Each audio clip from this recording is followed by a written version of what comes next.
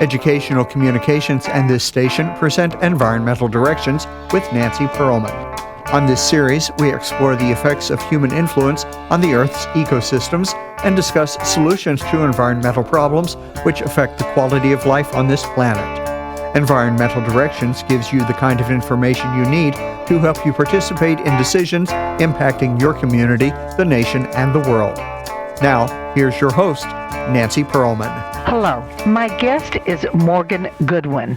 He is the Senior Director of the Angeles Chapter of the Sierra Club, and he's a former mayor and city council member of Truckee, California. Welcome. It's a pleasure to have you with us. Thank you, Nancy. Glad to be here. You are working in Southern California, and there are so many environmental issues, from saving ecosystems and wildlife to cleaning up pollution to engaging in all sorts of ecological problems and solutions. Why have you and the Angeles chapter of the Sierra Club focused so much of your current energy on the climate crisis?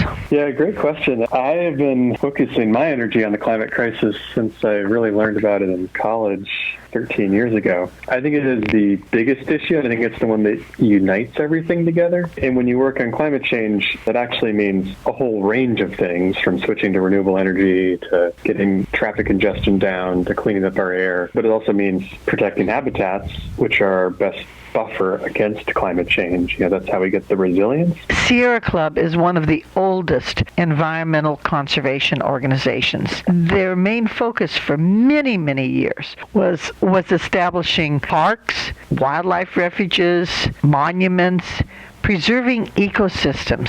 Is that still a major issue? And don't we have here in the Los Angeles, Orange County area many open spaces that still need to be protected from overdevelopment? Oh, absolutely. And one of the things I love about the Sierra Club is that we're able to do so many things at the same time. So whether it's protecting the Santa Monica Mountains from encroachment by developers, or whether it is helping the San Gabriel Mountains to be managed better as a place where people can recreate, to a whole host of other areas. We're fighting those almost neighborhood-level open space fights sometimes. I don't see working on climate change as being in tension with those things at all. I think they really support each other, because you need habitats for that resilience piece and for the carbon sequestration and for more trees we have, the better off we're going to be for getting our CO2 out of the atmosphere. The Sierra Club is also known for their incredible outings programs. In the early part of their founding in the 1800s and the early 1900s, those programs made quite a bit of difference of people going into wild areas that most people had never seen and encouraging people to save them, whether or not it was Yosemite National Park or whether or not it was the John Muir Wilderness or any place in the Sierra. That's how they got their name. They were focusing on the Sierra Mountains. It's funny you mentioned that. I was reading the biography of David Brower, and they talk about, he was leading the month-long high trips into the Kings Canyon National Park as part of the advocacy to help create that national park, because there was a question about whether or not you needed another one. So couldn't agree more. I love that part of the Sierra Club. David Brower was the first paid staff person as an executive director, and he established that picture format coffee table book that has now become so popular among photographers, because people couldn't get into the Grand Canyon easily or into any of these wild areas, and so he sent the photographers and he published the books. Now, of course, we have videos, we have all sorts of other kinds of films and documentaries to encourage people to help keep an area protected from destruction. Is that still a major focus of the Sierra Club, to educate the public about these incredible places? Yeah, absolutely. I mean, a lot of that work is handled through the national organization. Here at the chapter, we're really looking at the lands that are within the borders of Los Angeles and Orange counties. Now, there are wild places that we're preserving there. Before COVID, when there were hikes and outings, I used to go and try to check off the peaks on the 100 Peaks list, which were the local mountains, and the Desert Peak list, which covered our deserts, the Mojave and elsewhere. And I even did 75 of the listed peaks for the Sierras. And that was so wonderful to be able to have experienced people leading trips and hikes out of the city. But yet, you can't do that right now, can you? Yeah, all of our outings are shut down until the COVID risk is safe enough, which is a shame because I started this job in March and I have yet to officially go on a Sierra Club outing because there haven't been any. Fortunately, the conservation work of the various committees can still continue virtually, and people can get active and participate, whether or not it's the Political Action Committee, the Conservation Committee, the Santa Monica Mountains Committee. How many do you have, and what are the current issues and places that we should be concerned about? We still are trying to protect Ballona wetlands, Coal Canyon, and many other locations. Yeah, and in some ways, the virtual world, if anything, has probably increased the pace of the work we're doing because I think meeting attendance is generally up. We're working hard on the places you mentioned. We're also working to protect habitat in Diamond Bar. Our San Gabriel Valley Task Force is working to help stop development out there. We have a new wildland urban interface committee looking at more regional policy issues around how do we limit construction in that wildland urban interface. We know that's where most fires start, that wildfires typically start because of people. And so it just makes no sense that we would continue building new homes in that most high fire risk zone. And so we have a new committee working on that. We are also working very hard to phase out oil production of any kind in LA County specifically. We had a big win in Culver City last fall where Culver City decided to fully phase out all oil drilling within its section of the Inglewood oil field. And now we're seeing movement in the city of LA and LA County on that. And then similarly, just looking at where do our carbon emissions come from, where do our greenhouse gas emissions come from, we're working on phasing out the use of fossil fuels in our homes. And it turns out that there's real indoor air quality issues associated with heating and cooking and heating water with gas. And so we're working on some initiatives right now that would phase that out, at least for new construction, so that we can get ahead of the curve. It's a lot of stuff. I'll stop there. Yeah, I don't need to go through the whole list, but we have 31 different entities that do conservation-related work at the Angeles chapter. And we need an organization like the Sierra Club that still engages citizen activists and doesn't totally depend on staff people to do the work, because it's critical that the public voice their concerns to the elected officials, to management plans. And as a lifetime member of the Sierra Club myself, I never want to see the Sierra Club stop trying to preserve wild areas, the original goal and purpose of the club. But yet the club has moved into other areas, particularly here in the urban environment, where you've gotten involved in environmental justice and making sure pollution doesn't affect any one community more or less than another. Yeah, that's a great point. I think a lot of us learned a lot more in the past year about how racism has led to policy decisions to put dirty industry in neighborhoods of color, or put neighborhoods of color close to dirty industry. They often kind of go both ways there. And one of the things we're discovering, the mission of the Sierra Club has always been to introduce people to nature, to the environment, and then through that, enroll them into being advocates to help defend it. One of the things we're realizing is that if you have whole sections of the population who are growing up with asthma, those people aren't even going to be able to experience the outdoors, let alone fight for them. There's some of these root causes here that we're kind of peeling back. It's not always pleasant, but then again, neither is huffing up a 10,000-foot peak with a big pack on your pack. But you work through it because that's the larger context that we're working in. So that inclusivity and trying to right some of those injustices that have come from our environmental decisions over the years is so key. And it's not just key because it's right, it's also key because that's where the younger generation is really focused. I'm 36, so I'm technically a millennial, but I'm an old millennial. But I look at the folks younger than me, this is just the air they breathe, the relationship between justice and racism and the environment.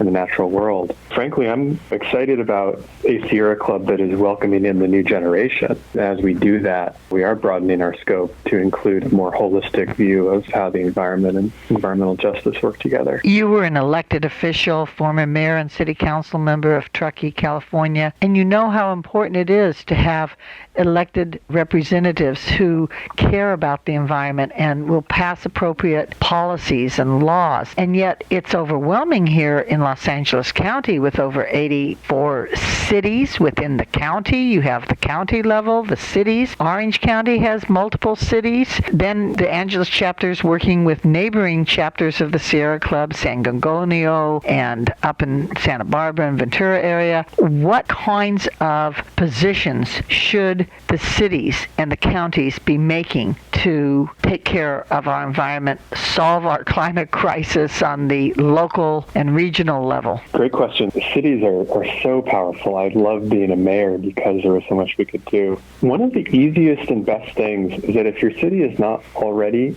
part of a community choice energy program, such as the Clean Power Alliance, that's something your city can do. And that is a really easy way, often costs nothing or very little, to switch your city's electric grid from your current provider to a 60% or even 100% clean energy electric grid. So look for sort of a clean energy option with the Clean Power Alliance is one. The other big thing that we're seeing a lot of in the Bay Area, and we're starting to see a lot of movement here, is this notion of building electrification.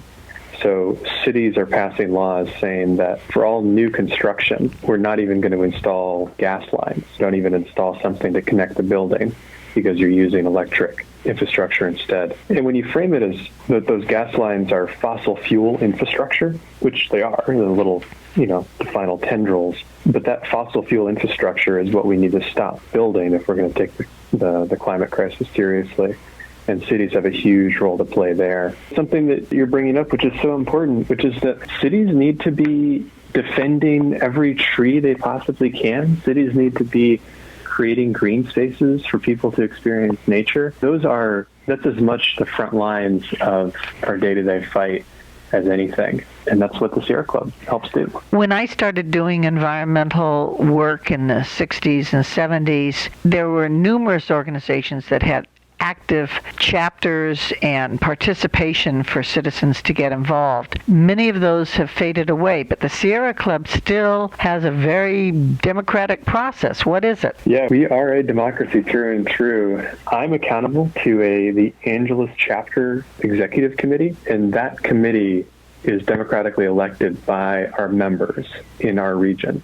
Similarly, the National Organization Board is democratically elected, and even our regional groups within the chapter hold competitive elections to select their board. And I think that's critical. And that means that the Sierra Club will be accountable and responsive to where our broader membership is. And furthermore, our principles of transparency are that any of those committees, any of those advocacy efforts are holding open meetings where they are taking into account different perspectives and strategizing about how best to work. And there's a real vulnerability to that level of openness, but I think it's a vulnerability that galvanizes people to stay focused and not devolve into these little internal cliques. But you have to stay open. You have to stay sort of in and of the world that you're working in and trying to save. One of the best sources of news about the environment, whether or not it's local or national or international, are the Sierra Club publications. Not just the books, but the local newsletter, which talks about what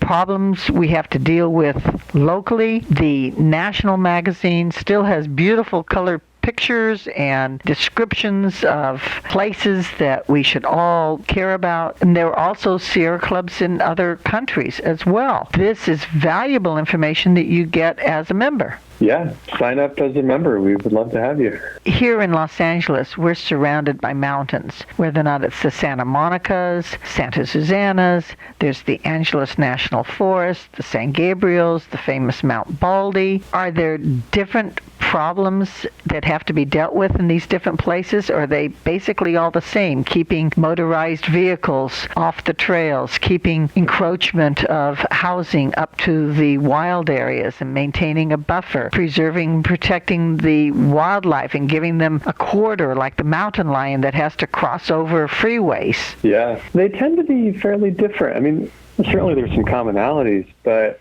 for example, the San Gabriel Mountains are primarily federal land, and so we don't have to worry about real estate developers building in the national forest, but we do have to worry about how incredibly underfunded that national forest is to manage itself as a recreational area. Many of our entities have trail crews, have volunteer trail crews that go out and work on trails.